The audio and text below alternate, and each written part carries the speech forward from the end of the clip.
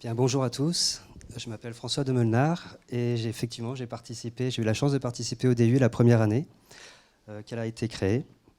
Alors, avant de vous présenter mon projet, j'aimerais quand même avoir votre point de vue en vous posant une petite question. Combien d'entre vous, enfin qui parmi vous, pense qu'il est possible d'influencer durablement et positivement la vie d'une personne grâce à une simple partie de jeu? Peut-être en levant la main. Bon, alors maintenant, on a un public quand même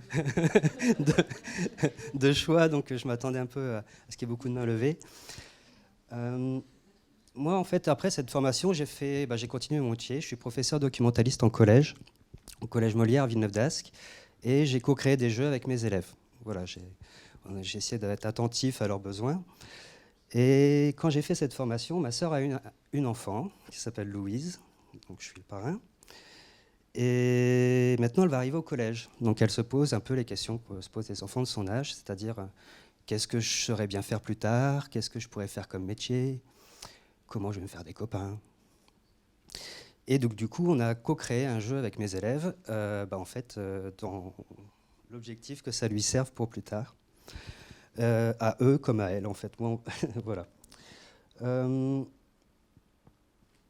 Du coup, j'ai créé un jeu de... Alors, je ne l'ai pas pris avec, mais je vais quand même vous le montrer. Ça va être un peu court, mais je vais vous montrer juste à quoi il ressemble.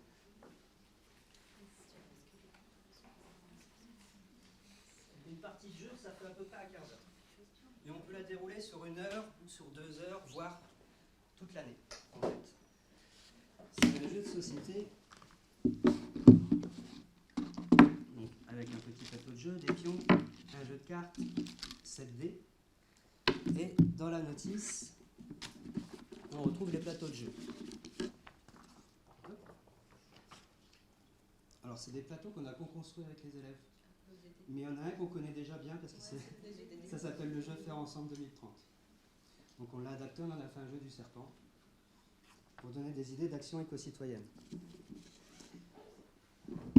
Alors, ce qu'il y a de particulier dans le jeu, c'est que avec un seul jeu, on peut mobiliser l'ensemble des compétences psychosociales et celles dites du XXIe siècle. Alors, comment on arrive à faire ça? En fait, il y a 7 entrées possibles dans le jeu. Ces entrées font appel à des compétences qui sont différentes par entrée. Donc, en fait, on va choisir l'entrée dans le jeu qui nous sera la plus facile, dans laquelle on aura le plus de facilité. Si on peut faire... Alors, ça m'a amené une idée. Si on peut faire ça, travailler et développer toutes les compétences à l'aide d'un seul jeu, alors ça veut dire qu'on peut le faire aussi à partir de tous les jeux. Enfin, c'est une hypothèse.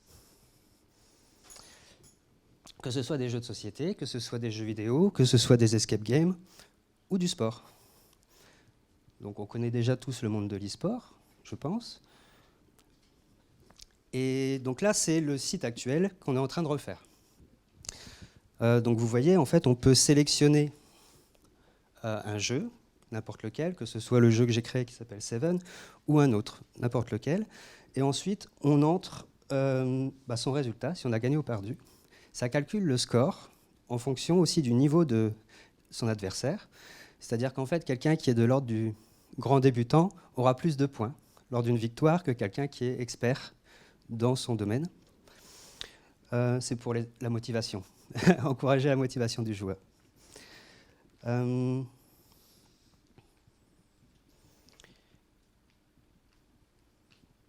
il y a aussi un système d'étoiles, parce que je me suis dit, c'est important qu'après une partie, on sache si on a apprécié cette partie, si on a apprécié de jouer avec la personne, et si on aime le jeu en règle générale. Parce que ce n'est pas forcément la même chose. On peut très bien aimer un jeu et détester la partie qu'on vient de faire.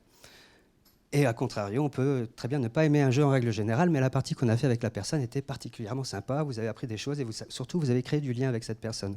Donc là, a priori, vous pouvez mettre beaucoup d'étoiles sur... Enfin, ce système d'étoiles, c'est quelque chose qui est souvent utilisé pour noter les appréciations. Donc, les résultats après une partie sont observables sur un graphique radar ou qui représente l'ensemble des compétences psychosociales et celles du XXIe siècle, regroupées par 8 catégories. Donc après chaque partie, on peut voir comment ça a influencé ses capacités, ses compétences. Et il se trouve que ces champs de compétences-là ça reflète les centres d'intérêt, ça reflète les passions, ça reflète les qualités et ça reflète surtout les compétences transférables. Et en fait, ces compétences transférables, ces informations-là, c'est ce qu'on utilise actuellement, c'est celles qui sont demandées dans les portails d'orientation actuels comme Orientois, Skillberg, Diagorient ou Onicep. On demande ces informations-là. Donc en fin de compte, après une simple partie du jeu, on peut facilement avoir une liste de métiers grâce à ces outils complémentaires voilà, d'orientation, adaptés à ses aptitudes naturelles, à ses compétences, à ses passions, à ses projets. Que ce soit des métiers ou que ce soit les formations qui y mènent ou des activités qui ne sont pas de l'ordre professionnel, qui sont de l'ordre personnel. Donc on a la possibilité sur le site de voir les résultats par joueur et par jeu, mais on a aussi la possibilité de télécharger des badges de compétences. Alors, ils ont été réalisés par Play for Change avec la EdTech, dans l'objectif d'harmoniser, parce qu'il y a beaucoup de badges de compétences qui sont générés. Et en fait, ce qui est un peu délicat avec ces badges, c'est de les faire reconnaître officiellement sur leur fiabilité. Est-ce que ça correspond réellement à une compétence du joueur ou est-ce que c'est quelque chose qui se l'est travaillé à travers le jeu pour obtenir ce résultat? On peut imaginer qu'on invente des résultats pour obtenir un meilleur score. Ces badges sont téléchargeables et à mettre dans le CV. Ça permet aussi d'illustrer les atouts de chacun, de valoriser les personnes à travers le jeu ou les jeux vidéo. Là, on a une vie collective qui permet aussi de voir les niveaux des autres, de faire appel à une partie avec des personnes qu'on ne connaît pas forcément, mais qui sont plus forts, même beaucoup plus forts que nous, et ça nous intéresse de nous y confronter pour apprendre plus vite. Donc là, j'ai résumé une séance d'1 heure, parce que c'est souvent le temps qu'on m'accorde en fait, avec les élèves. Donc en premier temps, pour les élèves qui ne se connaissent pas encore bien, il y a un questionnaire d'intelligence multiple, ça n'a rien de scientifique, mais ça permet tout de suite de donner à l'élève, au bout d'un quart d'heure, une idée de ses aptitudes naturelles et une liste de métiers ainsi que d'activités qui sont en lien. Ensuite, à travers le jeu, maintenant qu'il connaît ses habilités, il va choisir l'entrée particulière dans laquelle il va bien s'en sortir dans le jeu de société. Durant la partie, on va faire appel à l'intelligence collective. C'est l'intérêt de ce jeu-là, de stimuler l'intelligence collective des participants, de favoriser des îlots de travail, de les favoriser. Une fois que les compétences sont identifiées et que les badges sont téléchargés, on peut très bien retenir ces informations-là pour les remobiliser dans les portails d'orientation actuels pour avoir une liste de métiers adaptés à ce qu'on sait bien faire. En dernier lieu, je leur propose en fait de remplir un petit questionnaire avec les actions qu'ils ont choisi de réaliser pour se rapprocher de leur projet ou de leur rêve, pour avoir une mémoire collective. Et je leur propose de remplir un petit questionnaire de satisfaction pour savoir aussi comment améliorer le jeu. Avant chaque séance, on essaye avant la fin de chaque séance, on remobilise les idées de chacun. Ça permet à tout le monde de savoir ce que font chacun, ce qui les intéresse, et de savoir aussi s'ils peuvent, à un moment donné, venir les aider dans leur projet.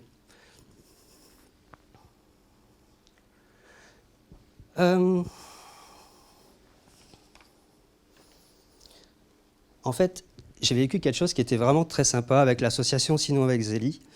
Ils font 2 journées dans l'année où les gens se rejoignent et ils font un loto. Alors voilà, c'est un jeu que tout le monde connaît, qui est bien ancré dans la culture et donc qui est facilement remobilisable. Et ils font, pour animer la soirée, du chant-danse. Et donc c'est un public qui ont des difficultés à entendre. Et par contre, ce qui est vraiment appréciable, c'est que dans ces soirées-là, c'est familial, c'est amical, on passe un bon moment, on mange bien, et en fin de compte, on est super content de l'avoir vécu. Et moi, ce que je trouve intéressant, c'est d'essayer de mobiliser l'intelligence collective dans ce cadre-là, de faire se croiser les univers des personnes porteuses d'un handicap, soit pour les mettre en valeur socialement, mais aussi les univers des artistes, l'univers de la gastronomie pour qu'on se sente bien physiquement, comme ce midi, et donc l'univers des joueurs.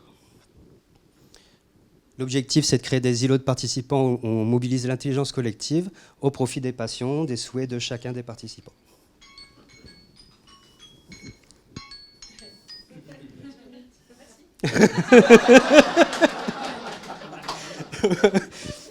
J'en ai vraiment pour 15 secondes. En fait, moi j'ai un prisme un peu particulier. Je vois l'échec scolaire, souvent pour moi, c'est un manque d'attention, de regard, de valorisation ou d'appréciation, fait en particulier pour ceux qui sont en décrochage. Donc j'ai retenu plusieurs axes en fait, que j'essaye de remobiliser, de travailler. C'est d'enseigner avec humour, attention et valoriser chaque élève, d'utiliser la communication non violente, alors pas forcément dans son aspect un petit peu dur à appliquer, mais juste d'écouter activement les personnes, d'être dans le non-jugement et que chacun se sente compris, surtout, quand il prend la parole. De leur faire expérimenter que les erreurs, c'est source d'enseignement, que la plupart du temps, les grandes inventions étaient faites par erreur. Alors ça permet de les motiver parfois. Et ce que j'ai pu constater, c'est que par rapport aux difficultés des uns et des autres, ce qui est très pratique, c'est de faire des duos de joueurs qui se complètent. C'est-à-dire quelqu'un qui aura des difficultés à l'oral, à prendre la parole, on va plutôt se mettre dans un duo où l'autre, il a un petit côté extravertique, pour lui c'est facile. Quelqu'un qui aura une difficulté à entendre, il faudra un interprète en langue des signes. C'est ce que je vais vivre la semaine prochaine, j'ai beaucoup de chance, avec Zélie, du coup, de l'association, qui va tester mon jeu. Enfin, on va l'utiliser ensemble. Et aussi, je terminerai là-dessus, c'est qu'en fait, les jeux et les jeux vidéo, ça permet de valoriser les enfants qui sont considérés comme avec plus de difficultés. Là, j'avais un hyperactif dans ma classe qui était régulièrement mis dehors de la classe parce qu'il dérangeait le groupe. Il se trouve qu'en fait, au CDI, j'ai la chance de pouvoir lui mettre à disposition des jeux vidéo. Et à travers le jeu, il a été mis en valeur auprès de ses amis. Il a utilisé le même jeu que ses amis utilisent, donc il s'est senti intégré. Et en plus, ça permet de faire un levier, c'est-à-dire qu'une fois qu'on est parti de son univers et qu'on s'y est intéressé, c'est beaucoup plus facile ensuite de le faire venir dans le nôtre et de lui proposer une activité un petit peu plus embêtante. Voilà. Merci de votre attention.